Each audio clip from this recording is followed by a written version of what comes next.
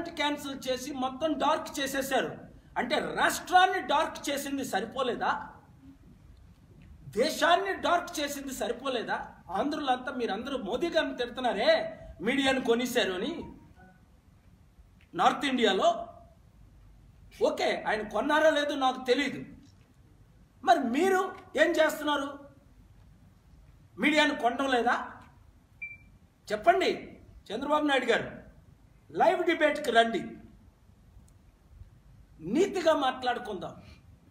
Police వారు మధుసూదన్ గారు ఇప్పుడు గుంటూరు పర్మిషన్ ఇచ్చినందుకు చాలా వందనాలు.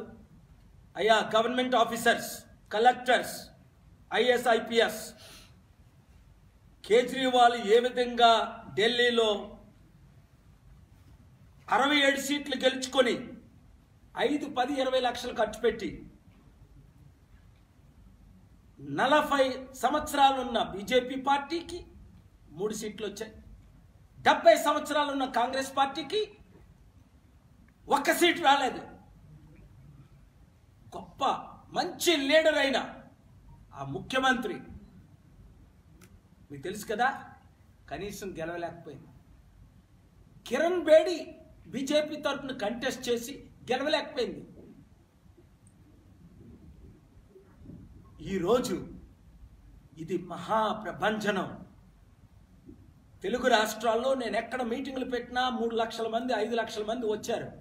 ఇప్పుడు అంతకంటే ఈరోజు నేను కలిసిన రెడ్డిలు, కమ్మాస్, బీసీస్, కాపుస్, ఇదిగోండి ఒక మంచి పెద్ద కాపు నాయకులు ఇక్కడ కూర్చున్నారు. మీరు ఎందుకు వచ్చారని అడిగా. సార్ కాకినాడ 2లో నేను కంటెస్ట్ చేస్తానన్నారు. మీ వయసు ఎంత అండి?